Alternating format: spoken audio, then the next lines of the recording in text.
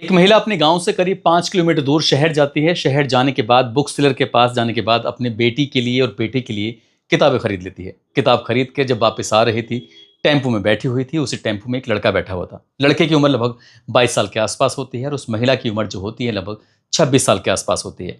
उस महिला को वो लड़का लगातार एक टकटकी लगाए देख रहा था। उस महिला ने इधर उधर अपनी नजरें चुराने की कोशिश की, लेकिन लड़का था कि बार बार देख रहा था। उस महिला ने पूछा कि तुम क्या देख रहे हो। उस लड़के ने कहा कि मुझे तुम बहुत अच्छी लग रही हो, मैं देख रहा हूँ। किसके लिए किताबें लेके आई हो? तो महिला कहती है मेरी एक बेटी है, बेटा है, मैं उसके लिए लेके आई हूँ। क्या बात है? जब इस तरह की बात आती है तो दोनों की बातचीत का सिलसिला शुरू हो जाता है। लड़के ने अपनी दिल की बात सामने रख दी। उस महिला को इस बात से कोई एतराज नहीं हो, उसे बड़ी बातें भी अच्छी लग रही थी। देखते ही देखते एक दूसरे का नंबर भी आदान प्रदान कर लेते हैं और जब नंबरों का आदान प्रदान होता है तो दोनों जब दूर चले गए थे, तब बहुत सारी बातें करना शुरू कर देते हैं। उस लड़के ने इस शादीशुदा महिला से शादी करने की बातचीत की। महिला को बड़ा आश्चर्य हो रहा था, लेकिन उसने कहा कि मुझे बिल्कुल भी कोई ऐतराज़ नहीं है, तुम्हारे 2 बेटे हैं या पति है, तुम उनके साथ भी रह लेना, लेकिन मैं तुमसे शादी करना चाहता हूँ। यही बात उस महिला ने अपने पति को बताई। पति को शुरुआत में बहुत आश्चर्य हो रहा था, उसने काफ़ी विरोध किया, काफ़ी ऐतराज़ किया, लेकिन जब पत्नी ने उसे कन्विंस किया तो पति भी तैयार हो जाता है। हालत ये पैदा होती है कि पति हो, प्रेमी हो या फिर पत्नी, तीनों मंदिर जाते हैं और मंदिर जाने के बाद एक बार फिर से उस महिला की शादी की औपचारिकताएं पूरी हो जाती हैं। और जैसे ही शादी की औपचारिकताएं पूरी होती हैं तो यहाँ पर पत्नी हो, पति हो या फिर वो प्रेमी हो, बड़े आराम से रह रहे थे। दोनों बच्चों के साथ रह रहे थे और घर में जो और सदस्य होते हैं उनके साथ भी ठीक ठाक रह रहे थे। खुशहाल जिंदगी जी रहे थे, किसी को कोई ऐतराज़ नहीं था। जब बिस्तर पर पति को जाना होता तो पति जाता था, प्रेमी को जाना होता तो प्रेमी जाता था, लेकिन कोई ऐतराज़ करने वाला था ही नहीं। लेकिन एक दिन घर के अंदर पुलिस आ जाती है और जैसे घर में पुलिस आती है तो ये खबर सोशल मीडिया के अलग अलग प्लेटफॉर्म पर बहुत तेजी के साथ तैरने लगती है। जिसने भी ये खबर सुनी, हर किसी को एकदम आश्चर्य हो रहा था। लोग सोचने पर मजबूर हो जाते हैं कि ये संभव थे, अभी तक की हिस्ट्री में शायद पहली बार ऐसा रहा होगा कि घर में पति भी रह रहा है और प्रेमी भी रह रहा है। बस यहीं से जब लोगों को पता चलता है तो लोग सोचने पर मजबूर हो जाते हैं। क्या है ये पूरी कहानी? क्या इनकी ज़िंदगी में अशांति पैदा होती है? आज की इस कहानी के माध्यम से जानने और समझने की कोशिश करते हैं। आदाब, नमस्कार, सत श्री अकाल। मैं उस्मान सैफी। आज की जो सच्ची घटना मैं आपको सुनाने जा रहा हूँ, ये सच्ची घटना है उत्तर प्रदेश के ज़िला सीतापुर में एक थाना लगता है महमूदाबाद, और महमूदाबाद से लगभग 5 या 6 किलोमीटर दूर एक गांव लगता है फुलवारीपुर। फुलवारीपुर की रहने वाली एक महिला जिसका नाम अंजू होता है। अंजू ने 21 अगस्त 2026 की शाम करीब 5 बजे के आसपास 112 नंबर पर जब फ़ोन किया है तो वो फ़ोन उत्तर प्रदेश की राजधानी लखनऊ में जाकर लगता है। पूछा जाता है कि पुलिस कंट्रोल रूम आपकी क्या मदद कर सकता है। उस महिला ने कहा कि मेरी जान को खतरा है, जितनी जल्दी हो सके आप पुलिस को भेज दीजिए। कुछ लोग हैं जो हमें बहुत ज़्यादा परेशान कर रहे हैं, घर से निकालने की लगातार चेतावनी दे रहे हैं, घर से निकाल दिया गया है। जब इस तरह की उसने इमरजेंसी हेल्प मांगी पुलिस से तो 112 नंबर की टीम गाँव पहुँच जाती है। गाँव आने के बाद पूछा जाता है क्या बात है, किसको क्या दिक्कत है, कौन किसको घर से निकालने की कोशिश कर रहा है। तभी अंजू सामने आती है। अंजू सामने आने के बाद पूरी कहानी बताने की कोशिश कर रही थी। वो बताती है कि किस तरह से उसकी जो दोनों ननद हैं, ननद के जो हस्बैंड हैं, वो उसको निकालने की कोशिश कर रहे हैं। कहते हैं कि यहाँ से निकल जाओ। लेकिन क्यों निकल जाओ? जब ये वाली बात सामने आती है तो पुलिस के भी पैरों तले ज़मीन खिसक जाती है। वो अपना माथा पकड़ लेते हैं, कहते हैं कि किस तरह की बातें कर रही हो। उसी घर के अंदर उसका पति भी रहता है, उसी घर के अंदर उसका प्रेमी भी रहता है। प्रेमी और पति एक साथ रहते हैं। ये बात उस महिला की ननद जो होती हैं उनको भी बुरी लगती है, गांव के कुछ लोगों को भी बात बुरी लगती है, लेकिन पत्नी को ये बात खराब नहीं लगती, उसके पति को ये बात खराब नहीं लगती कि प्रेमी भी साथ रहता है। पुलिस वाले कहते हैं कि ये मसला थोड़ा सा अलग सा है, एक काम करिए आप थाने पहुंचिए और थाने आने के बाद वहीं पर आपसे बातचीत की जाएगी। पुलिस वाले थाने लेके पहुंच जाते हैं। जब थाने लेके पहुंचते हैं, जो थानेदार होते हैं इस बीच में वो बिजी होते हैं, लोगों से मीटिंग कर रहे थे, बातचीत कर रहे थे। और यहीं पर एक पत्रकार होते हैं जिनका नाम होता है अर्पित शुक्ला। अर्पित शुक्ला की जब इस महिला पर और उसके 2 पतियों पर नजर पड़ जाती है, वो खुद हैरानी में पड़ जाता है। वो कहानी जानने के लिए बहुत ज़्यादा उत्सुक हो जाते हैं। इस महिला के पास पहुंचते हैं तो एक बगल में पति खड़ा हुआ है, दूसरे बगल में दूसरा पति खड़ा हुआ है। उसे पति कहें या प्रेमी कहें, क्या कहें? तभी सवाल जवाब का सिलसिला शुरू हो जाता है। महिला से पूछा जाता है कि तुम दोनों पहली बार कैसे मिले थे? उसने कहा कि मैं अपने बच्चों के लिए नया विद्यालय का कोर्स खरीदने के लिए गई थी, यानी कि नए क्लास में जो कक्षा में आते हैं उसका कोर्स खरीदने के लिए गई थी। जब वापस आ रही थी तो उसी टेम्पो के अंदर नितिन शर्मा भी बैठे हुए थे। नितिन शर्मा से पहली मुलाकात थी और पहली मुलाकात के सिलसिले में ही एक दूसरे से नंबरों का आदान प्रदान होता है, एक दूसरे से बातचीत का सिलसिला शुरू हो जाता है। और जैसे बातचीत का सिलसिला शुरू हो जाता है तो हम एक दूसरे को बहुत ज़्यादा पसंद करने लगते हैं। इतना पसंद करने लगते हैं कि इस महिला ने अपने पति, जिसका नाम होता है शुभम, वर्मा, शुभम वर्मा, जो कि फुलवारीपुर गांव का रहने वाला होता है, जो अपने गांव से 5-6 किलोमीटर दूर शहर के अंदर एक दुकान पर नौकरी करता है, काम करता है।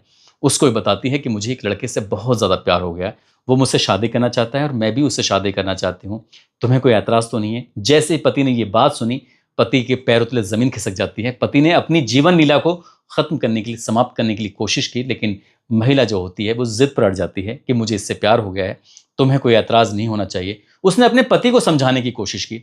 पति को जब ये बात पता चली तो बात बहुत ज़्यादा परेशान तो था ही। उसने अपने पिता से पूछी। पिता उसका जो होता है बहुत ही सीधा-साधा है।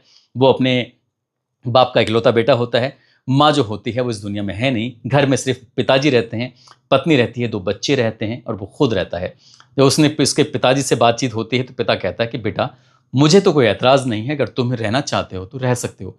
पिता इतना सीधा था, उसको ये पता ही नहीं था कि क्या गलत है, क्या सही है। इसके बाद उस लड़के ने, जिसका नाम शुभम वर्मा होता है, शुभम वर्मा ने अपनी सास से बातचीत की। अपनी सास से कहा कि बेटी को समझाओ, तुम्हारी बेटी किस तरह का काम कर रही है। जब बात सास को बताई जाती है तो सास ने अपनी बेटी को समझाने की जब कोशिश की, उसने कहा बेटा, घर से भाग कर मत जाना, कोई ऐसा काम मत करना जिससे कि हमारे समाज में बदनामी हो जाए। अगर तुम रहना चाहते हो तो रह सकते हो, इसमें क्या बात है। आजकल तो सब कुछ रह रहे हैं, फिल्मों में कितना कुछ सब कुछ दिखाया जाता है, क्या दिक्कत है, क्या ऐतराज है। अब सास की तरफ से जब हरी झंडी मिल जाती है तो ये पति नहीं समझ पा रहा था। फिर सीधा 21 मार्च 2026 को वो अपनी पत्नी को लेकर, साथ ही पत्नी का जो प्रेमी होता है उसको लेकर नज़दीकी मंदिर जाता है और मंदिर जाने के बाद शादी की जो औपचारिकताएं होती हैं वो पूरी करवा देता है। और जैसे ही शादी की औपचारिकताएं होती हैं, इसी बीच में उस महिला ने ये भी बताया कि जो नितिन शर्मा है, जो उसका प्रेमी है, वो राजस्थान में रहकर सीएनसी की मशीन चलाता है। कई कई महीने के लिए अपने घर से बाहर रहता है। ज़्यादा से ज़्यादा 1 सप्ताह के लिए घर आता है, या 3 दिन के लिए, 4 दिन के लिए घर आता है। बस ये 3-4 दिन ही तो कई कई महीने में लेगा, या फिर 2 दिन लेगा, या 3 दिन लेगा, इससे ज़्यादा समय लेगा ही नहीं। पति को ये बात पसंद आ जाती है कि ये, यानी कि पति के पास ज़्यादा समय होगा और जो प्रेमी होगा उसको सिर्फ 2 या 3 दिन का ही समय मिलेगा। उसने कहा कोई दिक्कत नहीं है, कोई ऐतराज़ नहीं है। ऐसा ही होने लगता है। जैसी शादी हो जाती है उसके बाद दोनों पति पत्नी जो बनते हैं, जो सुहागरात मनाना होता है, जो भी कुछ करना होता है पति पत्नी के बीच में जो होता है वो कर दिया जाता है, कोई ऐतराज़ नहीं होता। पति को भी ये बात पता होती है, जो उसका पति का पिता होता है उसको भी ये बात पता होती है, किसी को कोई ऐतराज़ नहीं होता। गांव मोहल्ले बस्ती के लोगों को भी इस बात का कोई पता नहीं था कि आखिरकार ये लड़का कौन है, क्यों आता है, क्या बात है।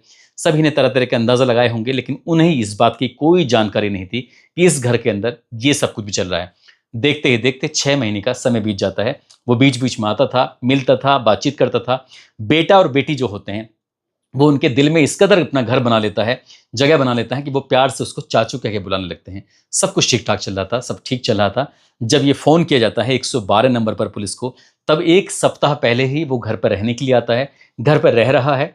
पति जब रात को आता है काम करने के बाद, तो वो अपनी पत्नी के साथ रहता है, लेकिन दिन में वो रहती है अपने प्रेमी के साथ। और कोई दिक्कत नहीं, कोई बात नहीं, कोई ऐतराज़ नहीं। लेकिन रक्षाबंधन से पहले ही जब उस लड़के की, यानी कि शुभम वर्मा की 2 बहनें घर आ जाती हैं अपने पतियों को लेकर, क्योंकि किसी ने उनको खबर दे दी थी कि तुम्हारी जो भाभी है और तुम्हारे भैया के साथ एक और नया लड़का रह रहा है।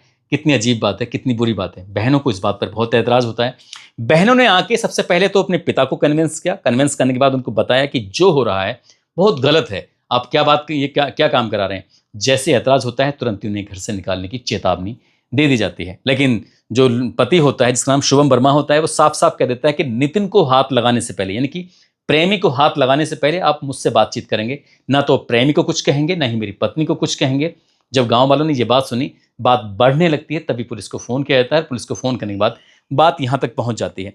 अब पुलिस वहाँ तक पहुँचा ही जाता है, लेकिन जो प्रेमी होता है उसकी माँ भी आ जाती है। जब दरअसल उसका जो गांव है वो गांव लगता है उनेरा। उनेरा और फुलवारीपुर जो गांव है, ये गांव आमने सामने होते हैं। मुश्किल से मुश्किल 1 किलोमीटर का ही फासला होगा। बीच में रेल की पटरियां हैं और करीब 500 मीटर इधर और 500 मीटर इधर, और बीच में रेल की पटरियां होती हैं। ये दोनों नहीं जानते थे शुरुआत में, जब पहली मुलाकात होती है, कि दोनों एक दूसरे के गाँव के बिल्कुल इर्द गिर्द रहते हैं, क्योंकि वो जो लड़का है वो अक्सर राजस्थान में रहता है। उसने उस महिला को, ऐसा दावा किया जाता है कि पहली बार ही देखा था। जैसे ही उनेरा में उस लड़के, यानी कि नितिन शर्मा की माँ को ये बात पता चलती है, क्योंकि उसके लड़के के पिता भी नहीं है, ऐसा दावा किया जाता है, एक छोटा भाई है।